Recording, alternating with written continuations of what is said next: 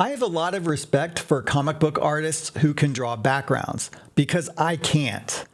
But I don't have to. Now, with Maya and the Pencil Plus plugin by Psoft, I can use 3D to generally recreate the look of pen and ink without all of the hassle and the limitations. So in this video, I'm going to show you how. Let's get into it.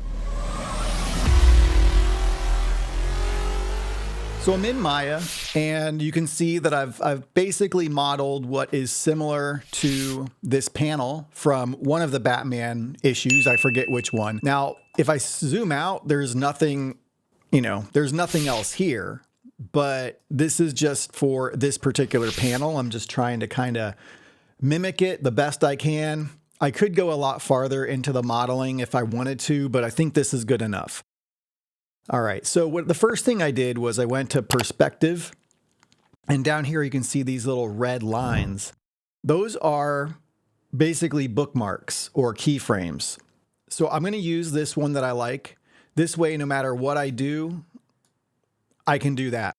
And the great thing about bookmarks or keyframes is that you can use the exact same camera angle for the lines, for a screenshot, for flats, for textures, for whatever, and you never have to try to think, okay, I got it. Because if you lose what you had, that angle, you're never going to get it back.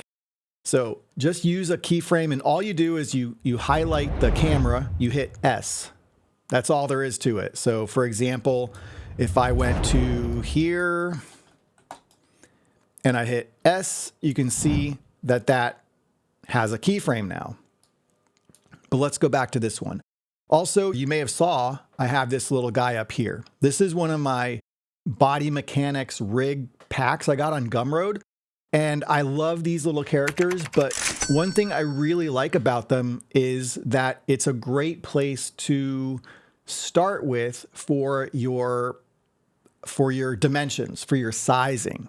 So I put him up out of reach, but if I were to hit F to zoom in, and I basically put him on the floor, more or less, you can see that it's pretty good. I mean, based on the reference of these characters that Capullo drew over here. So I modeled everything to scale based on this character. I just think it's easier because I like to use the characters, and that's it. So I'm going to move him back out of the way. And I'm going to go back to perspective and do like that.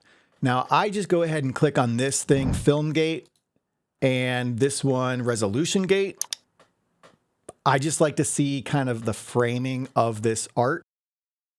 So I'm going to start the whole pencil process thing again, and I'm going to do it from scratch. So this is kind of a tutorial part of this video. So nothing is set up right now. First thing I do, I go up here to Pencil Plus 4, open new window. You get this window right here, and then I just click add. So now that loads over on the right side.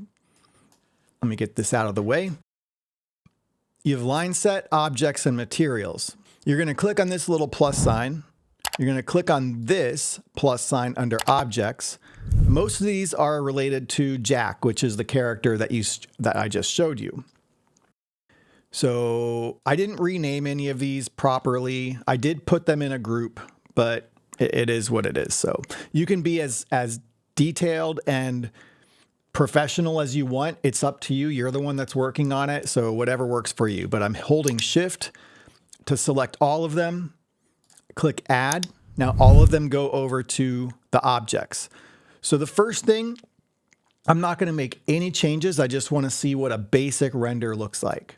So I'm going to go to this this little open render view. That's from a previous, it's probably going to look very similar to that. I'm going to make sure on this drop down, I've got Pencil Plus line.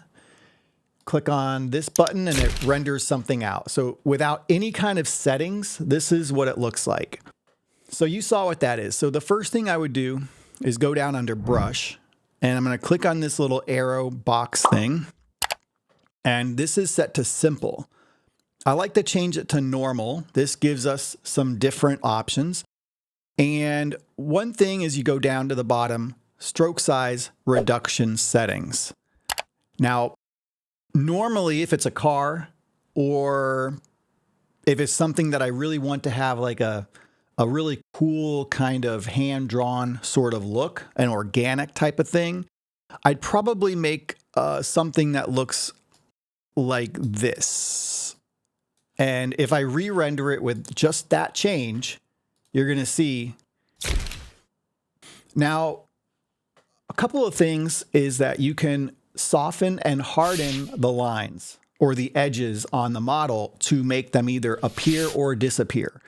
This is just like straight out of the box. Let's just go ahead and kind of work on this window or these windows, this area over here.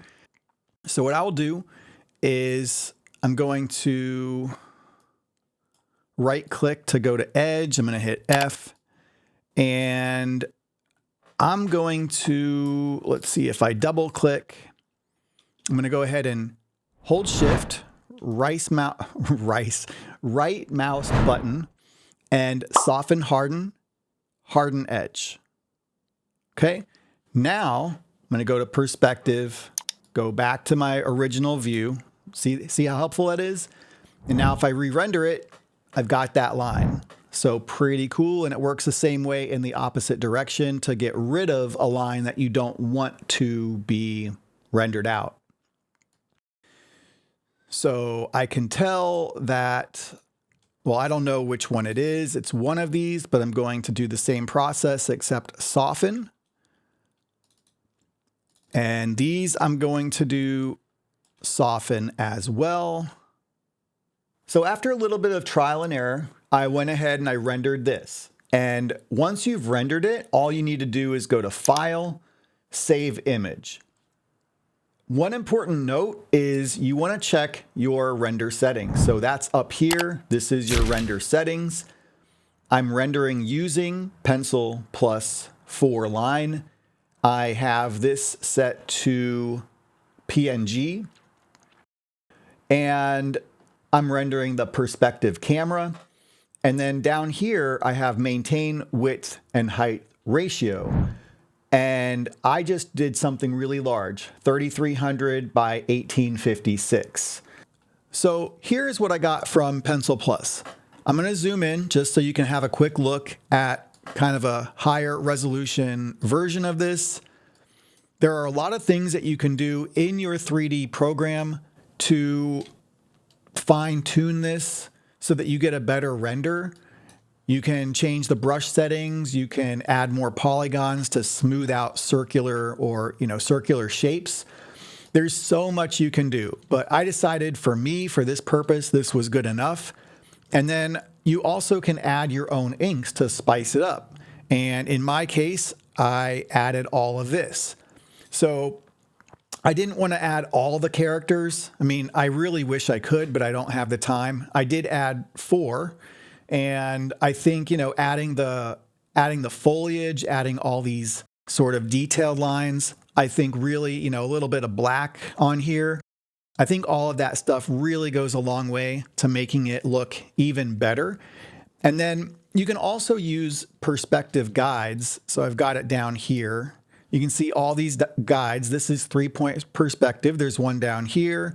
There's one over here. And there's one here. And with those turned on, and it does take some time to kind of really fine tune exactly where you want it to be.